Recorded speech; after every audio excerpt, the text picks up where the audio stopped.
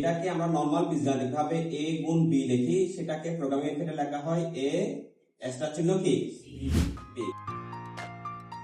আচ্ছা, তাহলে আমরা আজকে প্রোগ্রামিং এর খুঁটিনাটি যে সকল ভুল হয় অ্যালগরিদম এবং ফ্লোচার্টের সূত্রের ক্ষেত্রে আমরা যে সকল খুঁটিনাটি ভুল করে থাকি সেগুলো আজকে আমরা ক্লিয়ার করলাম এবং পুরোটা আজকে আবার একটু সামারি করতেছি। দেখো, তাহলে আমরা প্রথমত জানলাম যে যেটাকে আমরা নরমাল বীজগাণিতিক ভাবে a গুণ b লিখি সেটাকে প্রোগ্রামিং এর ক্ষেত্রে লেখা হয় a স্টার চিহ্ন কি b।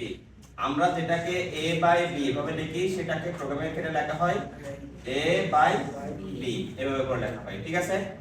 এর পরবর্তীতে আমরা যেটাকে লিখি যে a সমান নয় b, ঠিক আছে, বা a is not equals to b, এটাকে আমাদের প্রোগ্রামিং এর ক্ষেত্রে লেখা হয় a logical not equals to কি b। কথা বুঝতে পারছো? আচ্ছা, এর পরবর্তীতে হচ্ছে যে কি যে আর কোনটা, আচ্ছা a is greater than or equals to কি b, এটা কিভাবে লেখা হয় a is greater than or equals to b।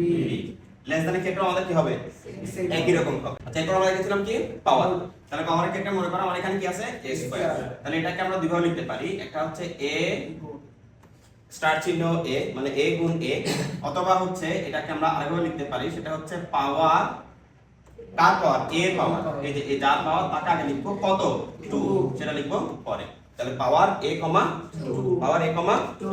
আচ্ছা, এর পরবর্তীতে 6 নাম্বার দেখেছিলাম হচ্ছে যে কোনো ভাগশেষের ক্ষেত্রে যে কোনো ভাগশেষের ক্ষেত্রে আমরা নরমাল বীজগাণিতিক ক্ষেত্রে যেটাকে পার্সেন্টেজ শিখেছি সেটাকে আমরা কি বলবো মডুলাস বলবো। কি বলবো? মডুলাস।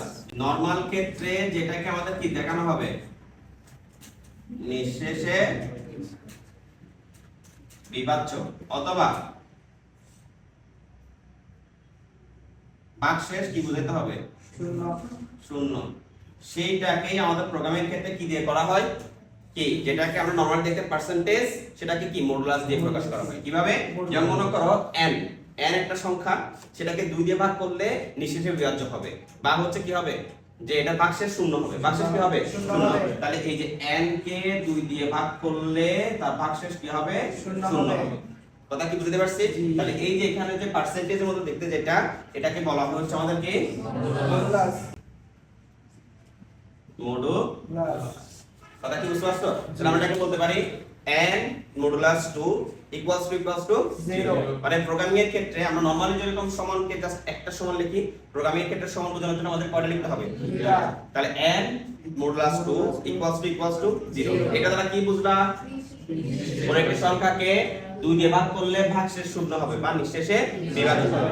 এটাকে আমরা মডুলাসের সংখ্যা মড দিয়ে লিখতে পারি, যেমন n mod 2 ইকুয়ালস টু 0। আমরা চাইলে এটা কিভাবেও লিখতে পারি। ধরো তোমাকে কোথাও বলছে যে কোন একটা বছরকে 400 দিয়ে ভাগ করলে সেটা নিঃশেষে বিভাজ্য হয়। কত দ্বারা ভাগ করলে?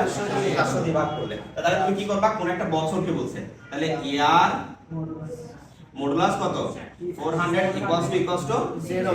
কথা কি বুঝতে পারছো না বুঝো নাই? বুঝছো? তাহলে ইয়ার কত মোড তারপর কি মডুলাস 400 ইকুয়ালস টু 0। বুঝতে পেরেছো? তাহলে আশা করি আমাদের প্রোগ্রামিং এর ক্ষেত্রে যে বেসিক ভুলগুলো আছে এই ভুলগুলো তোমরা এই ক্লাসটার মাধ্যমে শিখতে পারবা ইনশাআল্লাহ। আর যদি এর বাইরেও কোনো তোমাদের সমস্যা থাকে অবশ্যই জানাতে পারবে, ঠিক আছে।